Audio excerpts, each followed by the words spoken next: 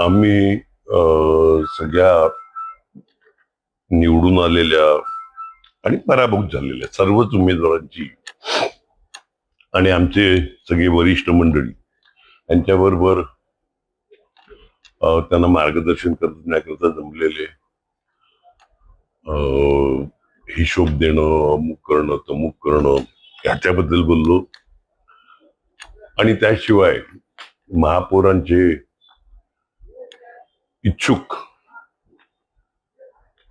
तर ते विचारले गेले. माझ्याकडे यादी आहे, ती मी जरा तुम्हाला दाखवतो की महापौर पदाकरता इच्छुक आहेत आणि हे उपमहापौर पदाकरता आणि हे उपमहापौर करत. मग आतापर्यंत 7 आणि 10 महापौर आणि उपमहापौराकरता नावं आल्यात. अजूनही काही मंडळी येऊन नाव देत आहेत, वाढवतायत. तर ते त्यांना सांगून आलंय आम्ही वरच्या मीटिंग मध्ये, कारण त्यांना आता पण इकडे समोर देताना हेजिटेट होत असतील तर मला वैयक्तिक भेटून. तर आता काही लोक भेटायला, त्यातले 7 आणि 10 आहेत ते 10 आणि 15 होतील, असं काय जे होईल ते. कारण का महापौर पदाकरता इच्छुक आहेत, त्यांनी उपमहापौर पदाचा पण ऑप्शन ठेवलाय का आम्ही ठीक आहे महापौर आणि दुसरा योग्य वाटला तर आम्हाला उपमहापौर पद द्या. तर ते आता आम्ही सगळे जे वरिष्ठ आहेत आमचे पदाधिकारी त्यांच्याबरोबर सगळ्यांबरोबर चर्चा करणार. हे सगळं आटोपलं, इकडचं झालं. आता थोड्या वेळाने आम्ही बसू आणि महापौर उपमहापौराचं नाव फायनल करून उद्या सकाळपर्यंत त्यांचे फॉर्म, सकाळी ज्यावेळी फॉर्म भरायला चालू होईल त्यावेळी त्यांचे फॉर्म भरले जातात. हे महापौर पद आणि उपमहापौर पद हे उद्याच आपण फायनल करणार आहे का 3 तारखेला ते फॉर्म? नाही, 2-2 फॉर्म आम्ही भरू. 2-2, 3-3 काय जी भरायची असती ती भरू आणि उद्याला जनरली डिक्लेअर करू. कोणता नेमका निकष आपण ठेवणार आहे? कारण विधानसभेच्या सगळ्या लोकांना आणि आता इतकी वर्षे आपण जी सत्ता उपभोगलेली आहे, आपल्याला सक्षम विरोधी पक्ष नेता नव्हता. मात्र यावेळेस एक सक्षम विरोधी पक्ष नेता आपल्या समोर बसणार आहे. तर अशा वेळी नेमका कसा निकष लावणार आहे आपण महापौर? नाही, विरोधी पक्ष नेता बसून द्या ना, त्यात काय मोठं आहे. विरोधी पक्ष नेता बसल्याने आम्हाला काय फरक पडतो? काय तिकडे आमचे नगरसेवक काय कोणाचा याला घाबरतात का चुकीच्या पद्धतीने वागतात? त्याच्यामुळे मला तो काही फरक पडत नाही विरोधी पक्ष नेता वगैरे. आयुष्यभर त्यांना विरोधी पक्ष नेता मुक्त राहून दे, बघू चांगलं.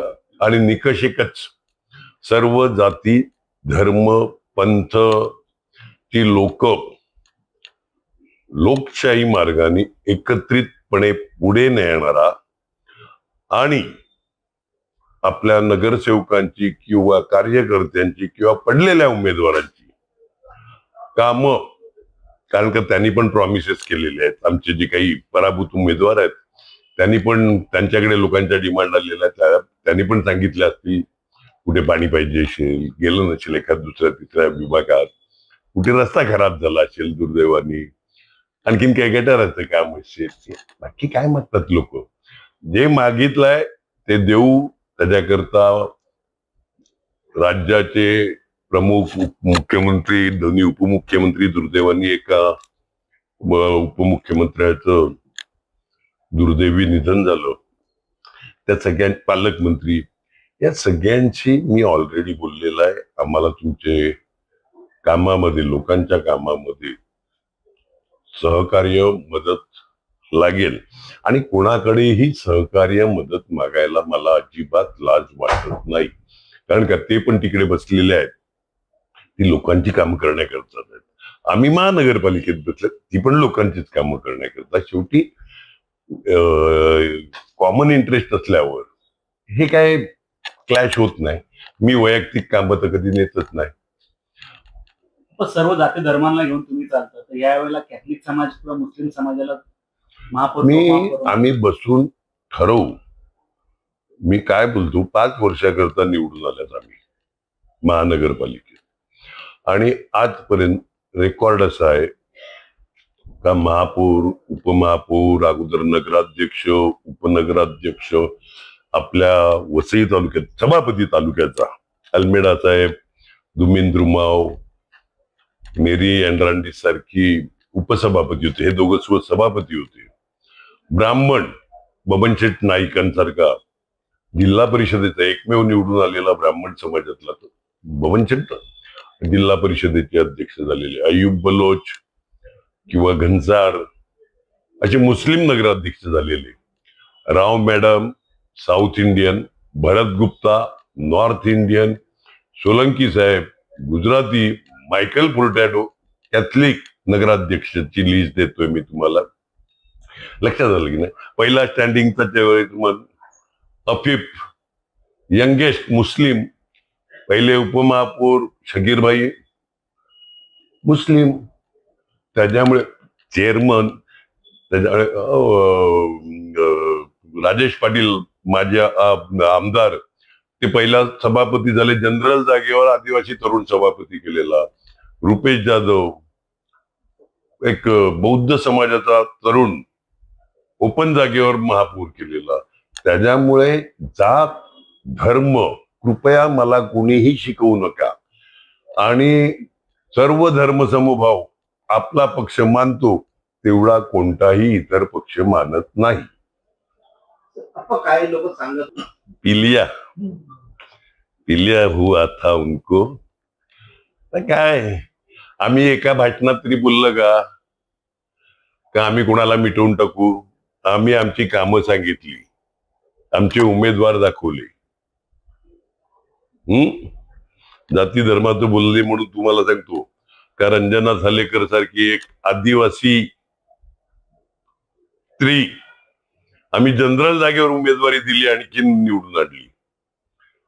आणि थम्पिंग वोट्सनी निवडून आणली. म्हणजे थोडक्यात नाही तर बऱ्यापैकी मताने. लक्षात आलं का. म्हणजे तिचं आदिवासी असण्यापेक्षा ती या स्त्रीनी कामं किती केल्यात ना ही लोकांनी बघितली. जात धर्म नाही बघितला. आणि आम्ही पण जात धर्म नाही बघितला. नाहीतर त्या क्रायटेरियामध्ये पैसा जात धर्म हे बघितलं असतं तर ती कुठेच बसत नव्हती. सामान्य घरातली ती स्त्री. त्यामुळे आम्ही हे सगळं बघतो. गेल्या वर्षभरात रील आम्ही नगरसेवकांना सल्ले देईल का रील करा, पण नुसते रीलच्या मागे राहू नका. केलेली कामांची रील करा. खड्ड्यांचं भूमिपूजन करू नका, गटारीची भूमिपूजन करू नका. हा मोठं गटर बांधत असेल तर त्याचं करा, नाळाचं करा. बाकी 35 वर्षात पहिलाच न भरलेल्या खड्ड्यांची भूमिपूजन झाली. भूमिपूजन करून सुद्धा ते खड्डे भरले गेले नाही. म्हणजे रील महागात पडल्या विरोधकांना. ते लोकांनी ठरवलंय. लोकांना अनुभव आला ना 1.5 वर्षातला.